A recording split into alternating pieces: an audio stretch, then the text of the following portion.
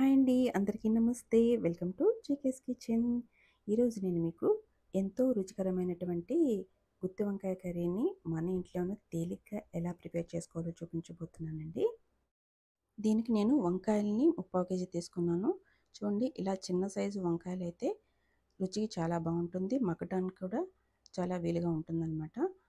అందుకని చూడండి, ఈ సైజ్ అయితే సరిపోతుందన్నమాట.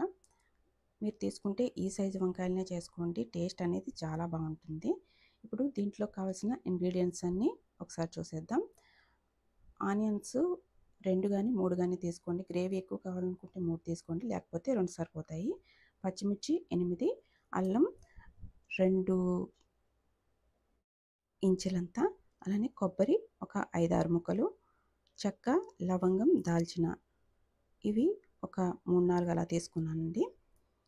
జీలకర్ర 1 టేబుల్ స్పూన్, మెంతులు 1/2 టీ స్పూన్, ధనియాలు 2 టేబుల్ స్పూన్, నువ్వులు 2 టేబుల్ స్పూన్.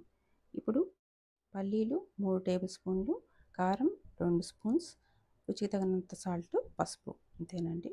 వెల్లుల్లిపాయలు ఒక 10 రెబ్బల వరకు తీసుకున్నాను. ఇప్పుడు మనం వంకాయల్ని ఎలా కట్ చేసుకోవాలో చూద్దాం. తొడుములన్నిటిని కూడా ఇలా వీ షేప్లో కిందకు ఉన్నాయి కదా, వాటన్నిటిని కూడా నేను తీసేస్తాను. మీకు ఇష్టమైతే ఉంచుకోవచ్చు. అలానే పైన ఉన్నటువంటి ముచ్చుకుని కూడా 1.5 ఇంచ్ వరకు కట్ చేసేసుకోండి. అప్పుడు కూరలోకి ఇవి అందంగా ఉంటాయన్నమాట. మరి అవన్నీ కింద తొడుములు అవి ఉంటే బాగోదు కదా. నేను ఎప్పుడు కూడా ఇలాగే కట్ చేస్తాను. అలానే చీరికలు ఒక 6 చీరికల్లాగా పెడతాను అనమాట. ఒక్కొక్కళ్ళు 4 పెట్టుకుంటారు. అది మీ ఇష్టం అండి. ఇలా చేయటం వల్ల లోపలికంట స్టఫ్ బాగా వెళ్ళి కాయకి రుచి అనేది బాగుంటుందన్నమాట. ఆ స్టఫింగ్ లోపలికంటా వెళ్తుంది కదా, అందుకని మీరు ఎలా కావాలంటే అలా కోసుకోవచ్చు. వీడియో కొత్తగా చూస్తున్న వాళ్ళైతే తప్పకుండా ఛానల్ని సబ్స్క్రైబ్ చేసుకుని నన్ను సపోర్ట్ చేస్తారని ఆశిస్తున్నానండి. ఇప్పుడు మనం ఈ వంకాయల్ని కొంచెం అంత ఉప్పు కలిపిన వాటర్లో వేసి సాక్ చేసుకుందాం. చూడండి, ఇలా ఒక బౌల్లో వాటర్ తీసుకొని 1 స్పూన్ అంతా సాల్ట్ వేయండి. అలా చేస్తే వంకాయలు అనేవి కంటకుండా ఉంటాయన్నమాట. ఈలోపు మనం మసాలా ప్రిపేర్ చేసుకోవచ్చు. ఎప్పుడు మీరు వంకాయల కోసినా ఇలా ఉప్పు కలిపిన నీటిలో వేస్తే కర్రీ చేసుకునే ముందే కట్ చేసుకుంటాం కదా, అవి వంకాయలు అనేవి కంటకుండా ఉంటాయన్నమాట. ఇప్పుడు మసాలా కోసం దాల్చిన చెక్క, లవంగం, యాలక వేసాను. అవి కొంచెం వేగిన తర్వాత ధనియాలు, అలానే మెంతులు వేస్తున్నాను. 1 బై 1 వేస్తే అన్నీ కూడా ఈవెన్గా వేగుతాయండి. వీడియో నచ్చినట్లయితే తప్పకుండా ఒక లైక్ అయితే ఇవ్వండి, నాకు సపోర్ట్ చేయండి. ఇప్పుడు ఎండు కొబ్బరి వేస్తున్నాను. ఇవి ఎక్కువగా వేగాల్సిన అవసరం లేదండి, ఒక 2 మినిట్స్ వేగితే సరిపోతుంది. తర్వాత నువ్వులు వేస్తున్నాను, జీలకర్ర, నువ్వులు ఈ 2 వేసేసి ఇవి వేసిన తర్వాత కూడా ఒక 2 మినిట్స్ పాటు వేయించండి. అంతకంటే ఎక్కువ వేగితే బాగా మాడిపోయినట్టు అవుతుంది, మసాలా అనేది టేస్ట్ రాదనమాట. ఎక్కువగా వేయించకండి. అన్నీ చక్కగా వేగిపోయాయండి. ఇప్పుడు స్టవ్ ఆఫ్ చేసేసుకుని వీటిని చల్లారనిద్దాం. చల్లారిన తర్వాత మాత్రమే మిక్సీ పట్టండి. ముందుగా పడితే అది మిక్సీ బ్లేడ్లు అనేవి పోతాయన్నమాట. వీటన్నిటిని ఒక బౌల్లోకి తీసేసుకొని అదే పాన్లో వేరుశనగ గుళ్ళు వేసుకుని అవి గోల్డెన్ బ్రౌన్ కలర్ వచ్చేంత వరకు వేయించుకుందాం.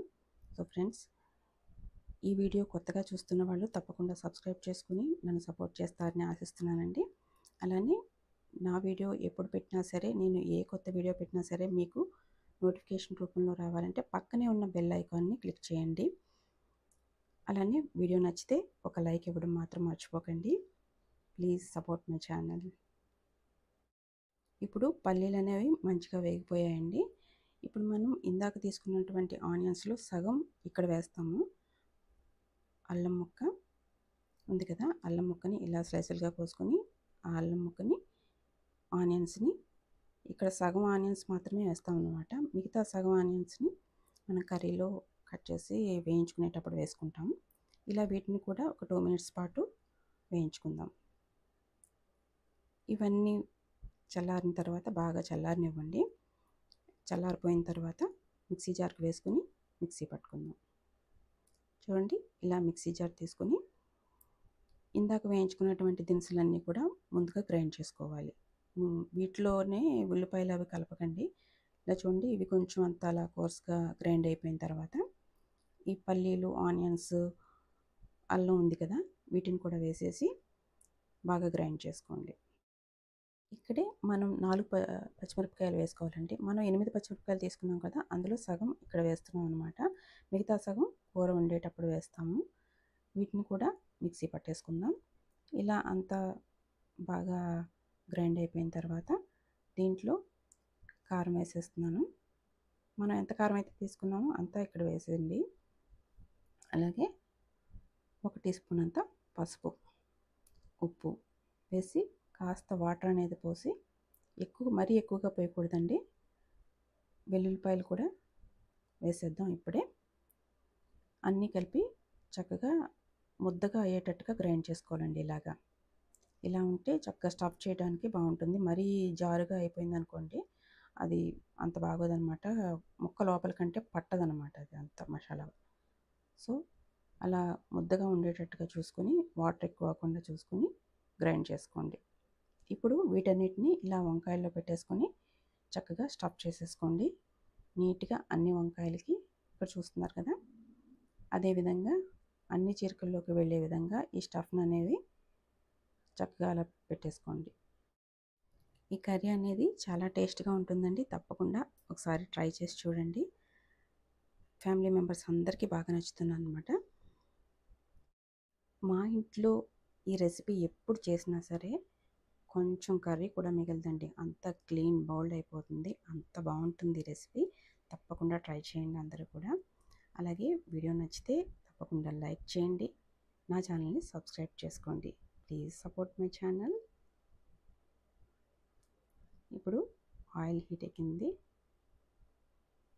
ఇప్పుడు కొంచెం అంత తాలింపు వేస్తున్నాను. ఆవాలు, జీలకర్ర, అంతేనండి. ఇంకా ఎక్కువ ఏమి వేయాల్సిన అవసరం లేదు. ఇవి కొంచెం వేయించుకున్న తర్వాత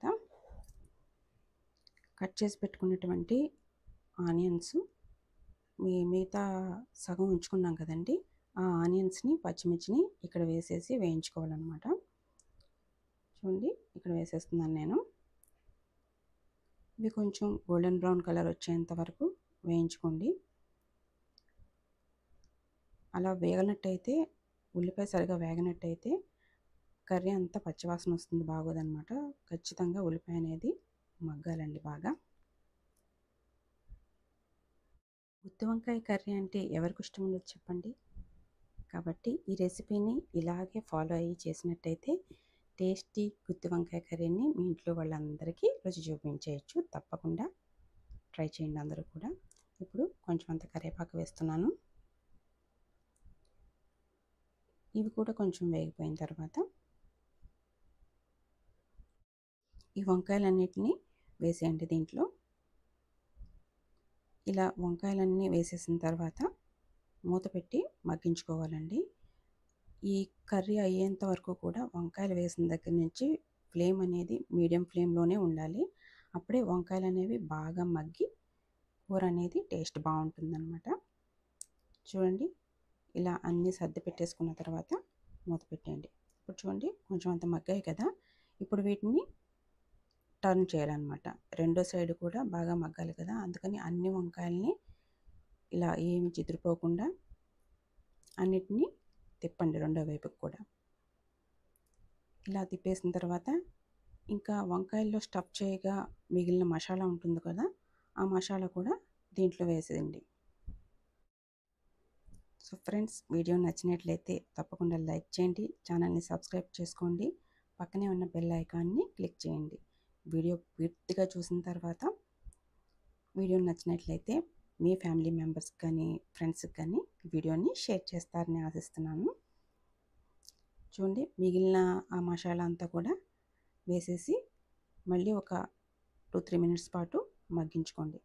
ఇలా మగ్గిపోయిన తర్వాత కొంచెం అంతా వాటర్ పోసుకుంటున్నాను, ఎందుకంటే మిక్సీలోంచి తీసాను కదా, ఇంకా ఆ మిక్సీలో చాలా మసాలా అనేది ఉండిపోయిందండి. అందుకని ఆ మసాలా అంతా కొంచెం వాటర్ పోసి ఆ వాటర్ని ఇందులో పోస్తున్నాను అనమాట. ఒక హాఫ్ గ్లాస్ అంత వాటర్ పోసాను అనమాట నేను. మీకు గ్రేవీ ఎక్కువ కావాలి అనుకుంటే వాటర్ అనేది ఇంకా ఎక్కువగా పోసుకోండి. అప్పుడు మీకు గ్రేవీ ఎక్కువగా వస్తుందన్నమాట. చూడండి, ఇలా మగ్గిపోయే వంకాయలు అనేవి జాగ్రత్తగా అన్నీ చెదిరిపోకుండా మెల్లగా తిప్పుకోవాలండి వీటిని. లేకపోతే వంకాయలు పేస్ట్ అయిపోయే ఛాన్స్ ఉంటుందన్నమాట. ఇప్పుడు కర్రీ రెడీ అయిపోయింది. ఫైనల్గా కొత్తిమీరని చల్లేస్తున్నాను. టేస్టీ గుత్తి వంకాయ కర్రీని మీరు కూడా ఇలాగే తప్పకుండా చేసి మీ ఇంట్లో వాళ్ళందరి చేత తినిపించండి. మరొక మంచి వీడియోతో మళ్ళీ కలుద్దాం.